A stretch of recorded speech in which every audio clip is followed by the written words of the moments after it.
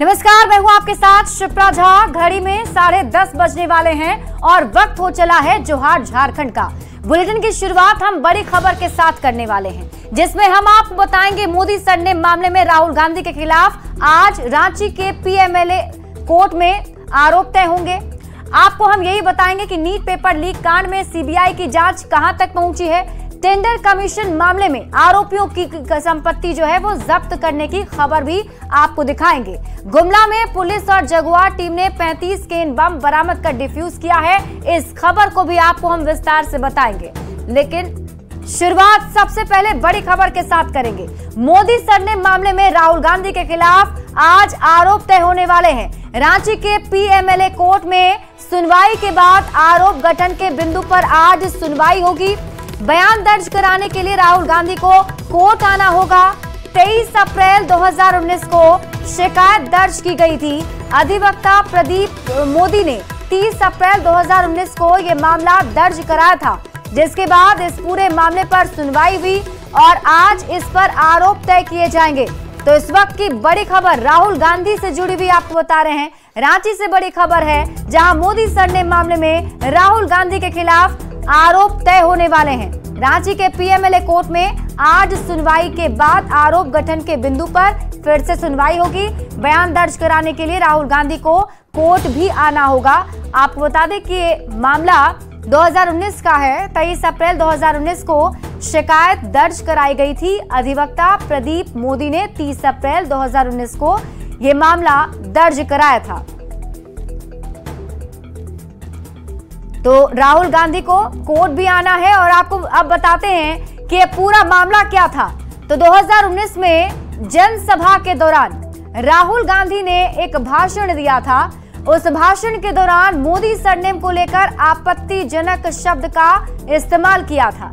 बयान को लेकर राहुल गांधी के खिलाफ मानहानि का केस दर्ज किया गया और बीजेपी नेता ने यह दर्ज कराया था। और इस वक्त की बड़ी खबर, राहुल गांधी के खिलाफ आज होगी सुनवाई। रांची से आपको बड़ी खबर बता रहे हैं। एमपी एमएलए कोर्ट में आज सुनवाई होने वाली है और आरोप तय किए जाएंगे। अमित शाह पर टिप्पणी मामले में पेशी है। तो बड़ी खबर आपको बता रहे हैं, राहुल गांधी को आज पेश होने का समन भी दिया गया है। यानी आज राहुल गांधी को कोर्ट में पेश होना होगा। राहुल गांधी ने अमित शाह को लेकर टिप्पणी की थी, उस मामले में आज एमपी एमएलए कोर्ट में सुनवाई होगी। पिछली सुनवाई में राहुल गांधी को पेश होने के लिए समन जारी हुआ था। अब तक इस मामले में एक अमित शाह जी पर आपत्तिजनक टिप्पणी वाला मामला लंबित है और एक मोदी सरनेम जो सारे मोदी चोर है, ये जो स्टेटमेंट दिए थे वो भी मामला लंबित है। और दोनों में अलग अलग स्टेज पर आज सुनवाई के लिए तिथि निर्धारित है। जो अमित शाह जी वाला मामला है, इसमें जो सम्मन इशू किया गया था, दफ्ती सम्मन, जिसे राहुल गांधी के कार्यालय ने लेने से इनकार कर दिया और आज अपीयरेंस पे है। अगर बेल नहीं लेते हैं तो हमारा प्रेयर ये होगा कि उनके नाम पर एनबीडब्ल्यू इशू किया जाए। और न्यूज़ 18 संवाददाता संजय सिन्हा अधिक जानकारी के साथ जुड़ गए हैं। संजय, दो मामले हैं। राहुल गांधी ने मोदी सरनेम को लेकर जो टिप्पणी की थी, उस मामले में आरोप गठन तय करना है। तो अमित शाह को लेकर टिप्पणी मामले पर सुनवाई होनी है। एक बार आप डिटेल में बताएं कि आज कितने बजे इस पर सुनवाई होगी और क्या लगता है मुश्किलें बढ़ सकती हैं राहुल गांधी की? देखिए, आज दोनों मामले में दोपहर 12 बजे के बाद सुनवाई हो सकती है। देखिए, राहुल गांधी के खिलाफ जो झारखंड में जो एमपी एमएलए कोर्ट है, दो मामले हैं। दोनों ही मामले गंभीर टिप्पणी से जुड़े हैं। एक जो है मोदी सरनेम को लेकर है, दूसरा अमित शाह के खिलाफ गंभीर टिप्पणी को लेकर है। तो कोर्ट ने दोनों ही मामले को गंभीरता से लिया है और दोनों मामलों के शिकायतकर्ता भी अलग अलग है। एक मामले में जो मोदी सरनेम का मामला है, वो प्रदीप कुमार मोदी ने उस मामले में शिकायत दर्ज कराई थी निचली कोर्ट में, और जो दूसरा मामला है अमित शाह से जुड़ा मामला है, उस मामले में जो है नवीन कुमार झा ने शिकायत कराई है। तो दोनों ही मामले आज जो है कोर्ट में सुनवाई के लिए सूचीबद्ध हैं, लगे हुए हैं। और जो अमित शाह से जुड़ा जो मामला है, उस मामले में बता दें कि अभी तक राहुल गांधी या राहुल गांधी की ओर से किसी अधिवक्ता ने कोर्ट में उपस्थित होकर अपना पक्ष नहीं रखा है। लिहाजा अब जो प्रार्थी की ओर से अधिवक्ता जो आज होंगे, आज ये मांग करेंगे चाहे तो आज अगली तारीख डेट मिल सकती है कि एक और मौका में इसमें राहुल गांधी को पक्ष रखने का मौका मिले, और नहीं तो अगर प्रार्थी का अधिवक्ता इस बात की मांग कर सकते हैं कि वारंट इशू होने के बाद भी राहुल गांधी या उनके अधिवक्ता की ओर से को पक्ष नहीं रखा गया तो इस मामले में वारंट इशू किया जाए। तो जाहिर है कि दोनों मामले आज राहुल गांधी की मुश्किलों को बढ़ा सकते हैं, लेकिन हाँ ये जरूर है कि राहुल गांधी को कोर्ट के समक्ष या अपने अधिवक्ता के माध्यम से पक्ष रखना होगा। जी ठीक है संजय, आप इस खबर पर नजर बनाए रखिए। बहुत बहुत शुक्रिया तमाम जानकारी के लिए।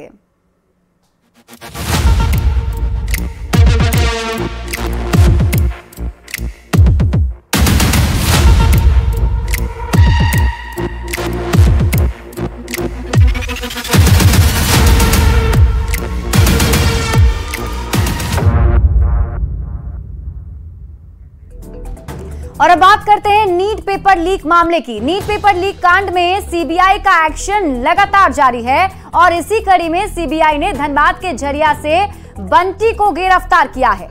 आज पटना के सीबीआई कोर्ट में बंटी की पेशी होगी। आपको बता दें कि शुक्रवार की देर रात बंटी को पटना लेकर टीम गई थी। पेपर लीक मामले में सीबीआई ने धनबाद से इसे गिरफ्तार किया है और इस पूरे मामले में दूसरी गिरफ्तारी है। इससे पहले अमन सिंह को सीबीआई ने गिरफ्तार किया था। अमन सिंह का दाहिना हाथ और भाई बताया जाता है अमित सिंह और बंटी, जिसे गिरफ्तार किया गया है और आज सीबीआई कोर्ट में इसे पेश किया जाना है और उसके बाद आगे की कार्रवाई की जाएगी। तो सीबीआई लगातार नीट पेपर लीक कांड को लेकर छापेमारी कर रही है, आरोपियों की गिरफ्तारी हो रही है। और देखिए, बिहार से शुरू हुआ ये मामला झारखंड तक पहुंचा और झारखंड में भी गिरफ्तारी हुई। अब हम आपको एक एक करके समझाते हैं नीट पेपर लीक की पूरी चेन कैसे शुरू हुई। देखिए, हजारीबाग से खबर है कि हजारीबाग के एक सेंटर से पेपर लीक हुआ। उसके बाद आप ये समझिए, जो यहाँ के प्रोफेसर हैं संजीव मुखिया ने ही जो को भेजा था, प्रोफेसर ने उसके फोन पर ये पेपर जो है भेजे थे और उसके बाद ये चेन जो है वो रिम्स से भी जुड़ जाता है। रांची के रिम्स में 10 डॉक्टर ने उस पेपर को सॉल्व किया था, जो क्वेश्चन पेपर था उसे सॉल्व किया गया था। और देखिए, पटना में 2 सॉल्वर ने उस पेपर को सॉल्व किया था, यानी रांची और पटना दोनों जगह सक्रिय थे। फिर चिंटू और बलदेव जो है नालंदा बिहार का रहने वाला है, इसके मोबाइल पर प्रश्न पत्र और आंसर शीट जो है भेजा गया था और उसके बाद पटना में जो है सवाल और जवाब जो है वो दिए गए थे और वो प्रश्न पत्र के साथ आंसर शीट जो है वो भी उपलब्ध कराए गए थे। और मास्टरमाइंड जो है वो समझिए, सिकंदर प्रसाद यादवेंदु इसका मास्टरमाइंड है। नीट पेपर लीक के कितने किरदार हैं वो आपको बताते हैं। यहाँ पर देखिए, प्रीतम कुमार जो तेजस्वी यादव के पीएस हैं, इन पर आरोप है कि गेस्ट हाउस इन्होंने बुक करवाया था, जो कि आरोप डिप्टी सीएम ने लगाए थे। प्रदीप कुमार जो है बिहार पथ निर्माण विभाग का कर्मचारी, गेस्ट हाउस की उसने बुकिंग दी थी, ये भी इसमें जुड़ा हुआ है। अनुराग यादव जो आरोपी छात्र है, कमरा नंबर 404 में पेपर सॉल्व किया था। नीतीश कुमार जो नीट पेपर लीक का आरोपी है, सॉल्वर गैंग से जुड़ा हुआ, और एक अमित आनंद जो सॉल्वर गैंग से जुड़ा हुआ है। ये मुख्य किरदार है इसके, जो नीट पेपर लीक मामले से जुड़े हुए थे और एक एक करके ये मामला आगे बढ़ता चला गया। और देखिए, अब सीबीआई की टीम इस पर कार्रवाई कर रही है। बढ़ते हैं आगे, बात अगली खबर की करेंगे। टेंडर कमीशन मामले में ईडी का एक्शन जारी है। संजीव लाल, उनकी पत्नी और जहांगीर की संपत्ति अब जब्त करने की प्रक्रिया शुरू कर दी गई है। 4 करोड़ 42 लाख की संपत्ति जब्त की जाएगी।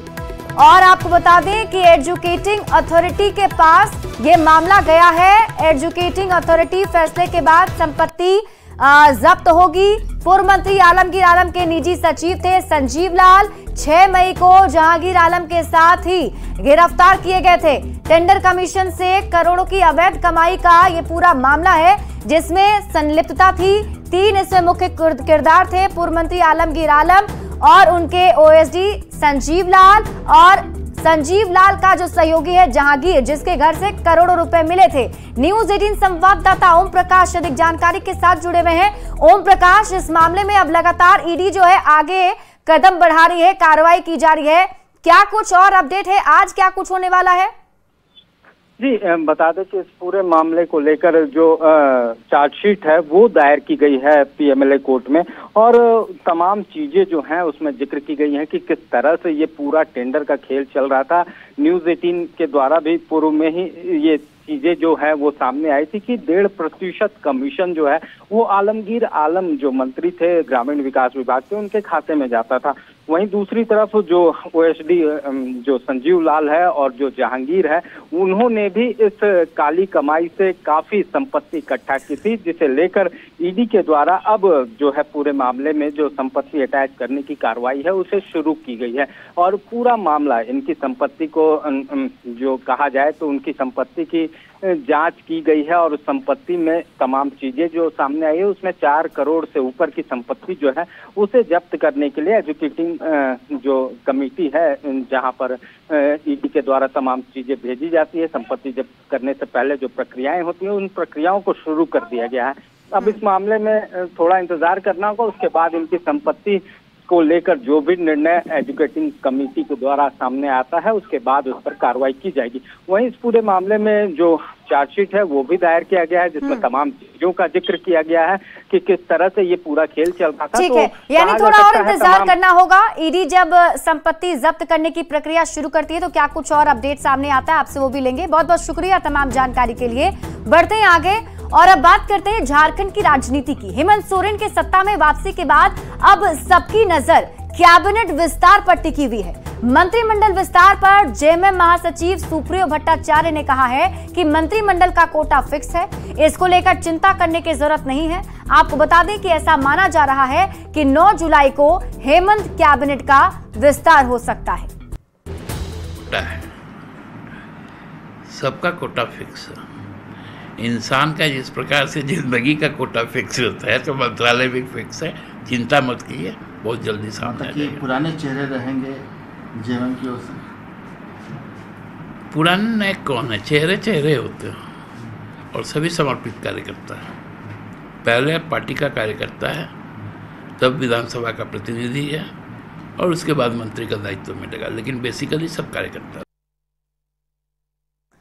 और देखिए, कैबिनेट विस्तार से पहले 8 जुलाई को हेमंत सरकार को झारखंड विधानसभा में विश्वास मत हासिल करना होगा और उसके बाद फिर कैबिनेट का विस्तार होगा। लेकिन इन सब से पहले झारखंड में सियासत तेज हो गई है। जेएमएम का कहना है कि विश्वास मत महज एक औपचारिक प्रक्रिया है क्योंकि सरकार के पास पर्याप्त बहुमत है। तो वहीं बीजेपी का कहना है कि विश्वास मत तो हासिल हो जाएगा, लेकिन आने वाले विधानसभा चुनाव में इंडिया गठबंधन का सुपड़ा साफ हो जाएगा। को वो जो विधानसभा सत्र है वो एक औपचारिकता मात्र है। जहां तक मंत्रिमंडल की बात रही, मंत्रिमंडल का विस्तार बहुत जल्द होगा, 9 तारीख को संभावित है। वहां हमारे पार्टी की ओर से भी एक आध नए मंत्री आ सकते हैं, क्योंकि हमारे दल में जो विधायक हैं उनमें ऐसी क्षमता है कि वो किसी भी जिम्मेवारी का निर्वहन कर सकते हैं। शपथ लेने के बाद विधानसभा के अंदर उसे फ्लोर टेस्ट पर जाना होता है। फ्लोर टेस्ट के बाद वो कैबिनेट का विस्तार करेगा। तो ये पार्टी की कवायद है, क्योंकि वर्तमान में गठबंधन की सरकार के पास बहुमत है तो उसे कौन रोकेगा।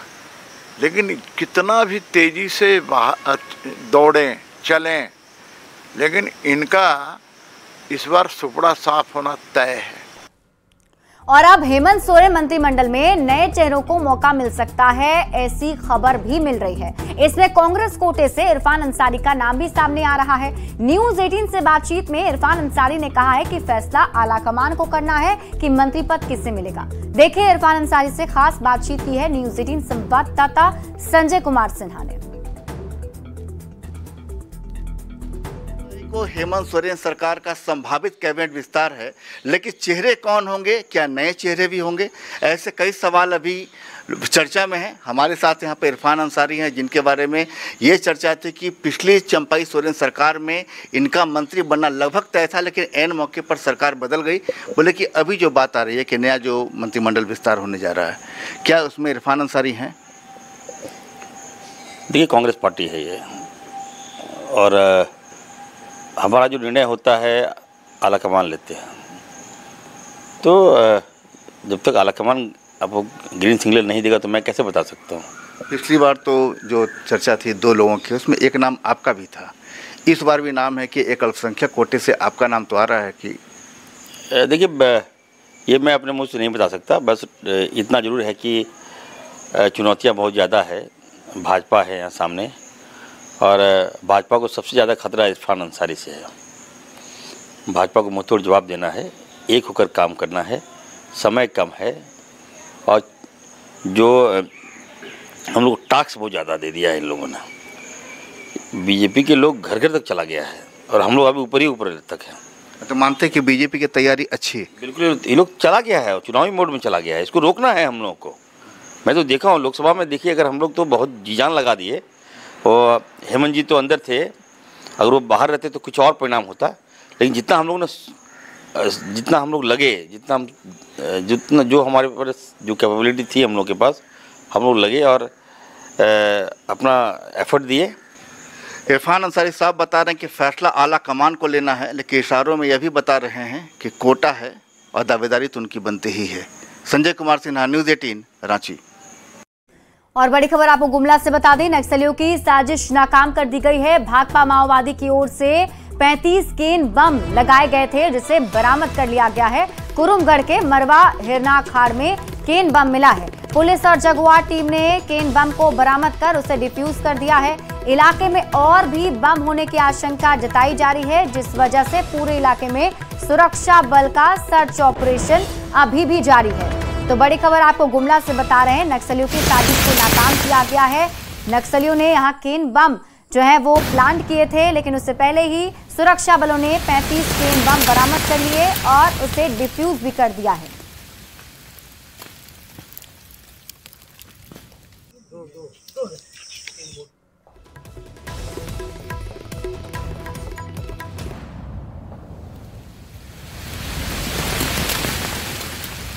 अगली खबर आपको जमशेदपुर से बता दें, जमशेदपुर के एमजीएम मेडिकल कॉलेज में जूनियर डॉक्टर के साथ रैगिंग का मामला सामने आया है। फिल्म मुन्ना भाई एमबीबीएस की तरह यहां पर सीनियर डॉक्टर ने 5 जूनियर डॉक्टरों से डांस करवाया। इस मामले को जिला प्रशासन ने गंभीरता से लेते हुए जांच शुरू कर दी है। एसडीएम ने जांच कर आरोपियों पर कड़ी कार्रवाई के निर्देश दिए हैं।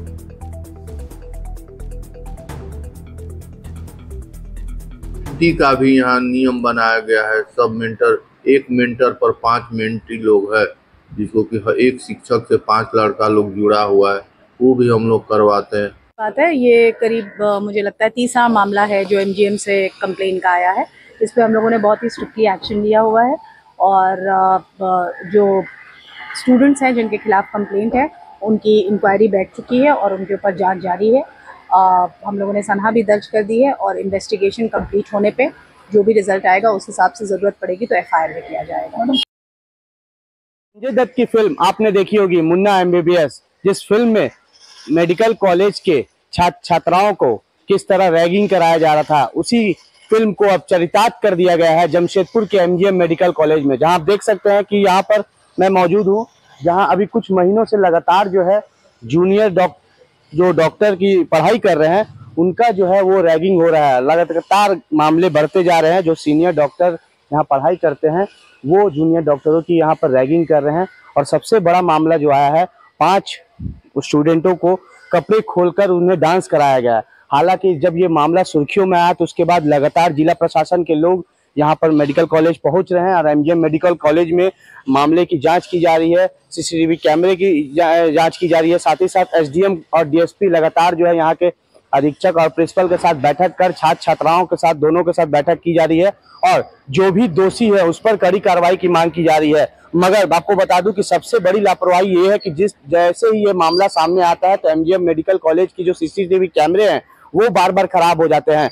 वो एक जांच का विषय है। हालांकि एसडीएम ने साफ तौर पर कह दिया है कि जो भी इसके पीछे दोषी है उस पर कड़ी कार्रवाई की जाएगी और इस तरह के मामले अगर आइंदा ना हो उसको लेकर इस बार सख्त दिशा निर्देश भी एमजीएम मेडिकल कॉलेज में दिया जा रहा है। अब देखना यह है कि इस निर्देश के बाद क्या जूनियर डॉक्टरों की यहाँ पर रैगिंग रुकती है, वो आने वाला समय ही बताएगा। न्यूज़ 18 के लिए जमशेदपुर से आशीष कुमार तिवारी। और इसी बीच रुक कर लेंगे बड़ी खबर की। रांची से बड़ी खबर मिल रही है, क्रिमिनल क्वेश्चनिंग याचिका मामले में झारखंड हाईकोर्ट नाराज है। गलत तथ्य देने पर झारखंड हाईकोर्ट नाराज है। डीजीपी और हजारीबाग एसपी से झारखंड हाईकोर्ट ने नाराजगी जाहिर की है। दोनों अधिकारी पर हाईकोर्ट को गुमराह करने का आरोप लगाया है। आरोपी मंसूर अंसारी को बताया था फरार, लेकिन आरोपी अदालत की शरण में था। मंसूर अंसारी ने हाईकोर्ट में दायर की है क्रिमिनल क्वेश्चनिंग याचिका। अधिकारियों के खिलाफ अवमानना का मामला अब शुरू हो गया है।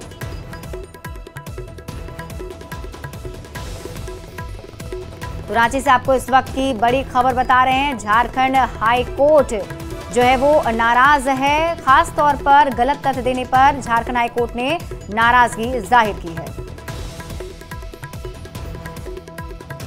आगामी विधानसभा चुनाव को लेकर बैठकों का दौर जारी है और इसी बीच सांसद प्रदीप वर्मा ने कहा है कि आने वाले चुनाव में बीजेपी की ही सरकार बनेगी। प्रदीप वर्मा ने जेएमएम पर हमला करते हुए कहा कि झारखंड की जनता वर्तमान सरकार से त्रस्त है। वहीं चंपाई सोरेन के इस्तीफे पर उन्होंने कहा कि एक अच्छे सज्जन और ईमानदार नेता को हटाकर सोरेन परिवार एक बार फिर सत्ता पर काबिज हो गया है। कुल मिलाकर के उनकी पार्टी के भीतर बहुत उथल पुथल मची हुई है। इस लोकसभा चुनाव में जिस तरीके से हार का सामना इस गठबंधन को करना पड़ा है, अपनी पूरी ताकत लगा के, पूरे साधन संसाधन लगा करके, सरकारी मिशनरी का दुरुपयोग करके वो एनडीए से आधे पे सिमट गए, 5 सीट जीत पाए। और उसमें से भी आप देखिए उनके मुख्यमंत्री 20,000 से अधिक मतों से अपने विधानसभा में पिछड़ गए।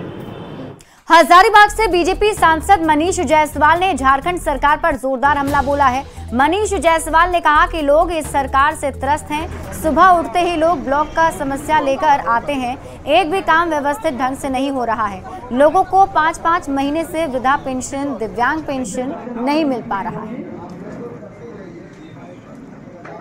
सवाल है, लोग इस सरकार से त्रस्त हैं। रोज हम लोग उठते हैं, सुबह ब्लॉक का समस्या सामने रहता है, जमीन का 10 मामला सामने रहता है कि ब्लॉक में म्यूटेशन के लिए इतना पैसा मांग रहा है, थाना में एफआईआर के लिए इतना पैसा मांग रहा है, बालू का लूट, कोयला का लूट रोज चलते रहता है। एक भी काम व्यवस्थित ढंग से नहीं है, डेवलपमेंट जीरो है। राजस्थान से बांग्लादेश तक बनी ट्रफ लाइन का असर झारखंड पर भी देखने को मिल रहा है। राजधानी रांची समेत प्रदेश भर में मॉनसून कमजोर हो गया है। मौसम विभाग के मुताबिक 3 दिन मॉनसून कमजोर रहेगा। 10 जुलाई से बारिश के आसार हैं। रविवार को कुछ जिलों में हल्की बारिश होने का अनुमान है। बात गोड्डा की करें तो गोड्डा में मानसून की पहली ही बारिश में शहर की स्थिति खराब हो गई। प्रोफेसर कॉलोनी में जल जमाव की समस्या उत्पन्न हो गई है, जिससे लोगों को काफी दिक्कतों का सामना करना पड़ रहा है। मौके से और अधिक जानकारी दे रहे हैं न्यूज़ 18 संवाददाता अमित कुमार सिंह। बारिश, हल्की सी बारिश, उसके बाद लोगों के चेहरे पर मुस्कान इस वजह से आई कि मौसम अच्छा हुआ, ठंडा मौसम हुआ, लोगों को आवाजाही और सोने रहने में थोड़ी सी सहूलियत हुई। लेकिन उसके उत्तर जो दूसरी तरफ जो तस्वीर है कि ये देख लीजिए कि कुछ ऐसे मोहल्ले हैं जो हल्की बारिश के बाद जलमग्न हो जाते हैं। और जलमग्न इस प्रकार से कि दूसरों के मोहल्ले के नाली का पानी जो है दूसरों के घरों में जम जाता है। यहाँ आप तस्वीर देखिए कि यहाँ पर घुटने भर पानी है। आप आगे आएंगे क्या? हाँ, और देखिए कि तस्वीर देखिए कि घुटने तक यहाँ पानी है और वो जो जल है वो पानी है वो नाले का पानी है। और यहाँ के आसपास के लोगों का कहना है कि स्कूली बच्चे स्कूल नहीं जा पा रहे हैं, लोगों को इसी पानी में होकर गुजरना पड़ रहा है। और ये ऐसी भयावह तस्वीर जो है पिछले 7-8 दिन से बनी हुई है और दुर्गंध से लोग परेशान है। इधर चचा हैं, यहाँ पर देखिए यहाँ पर घरों में लोगों के पानी घुस जा रहा है। ये तस्वीर हम दिखा रहे हैं कि लोगों के घरों में पानी घुस जा रहा है। ये बस पहली बारिश जो हुई, हालांकि रहता है कुछ प्राय रहता है, यहाँ नाला निकलता है ना, वो बराबर रहता है। जरा सा वर्षा हुई बस ये स्थिति हो जाती है, निकास नहीं है बाहर। स्कूल नहीं गया है बच्चा, 2 एग्जाम चल रहा है, स्कूल नहीं जा पा रही है पानी के कारण। कितना दिन से ये समस्या झेल रहे हैं? 4 दिन से समस्या हो रहा है। 4 दिन से पूरा जमा हुआ है पानी है, उधर से आ रहा है, इधर भी ब्लॉक है पूरा। और मतलब गाड़ी अगर लेके जाइएगा तो पूरा गाड़ी डूब जाता है, आधा गाड़ी आपका डूब जाएगा। 3 दिन से यहाँ मतलब रोज एक्सीडेंट हो रहा है, लोग गाड़ी लेके आ रहे हैं, गिर जा रहे हैं रास्ते में। हम लोग दिन भर में 4 बार 5 बार नहा रहे हैं, बाकी कोई काम कर ही नहीं पा रहे। तो नगर परिषद की उदासीन रवैये की वजह से ये स्थिति बरसों से बनी रहती है और इस बार कहा जा रहा है कि इस बार के बारिश में हाल ज्यादा बुरा हो गया है। Amit Singh, news 18 good. और फिलहाल इस बुलेटिन में अभी के लिए बस इतना ही।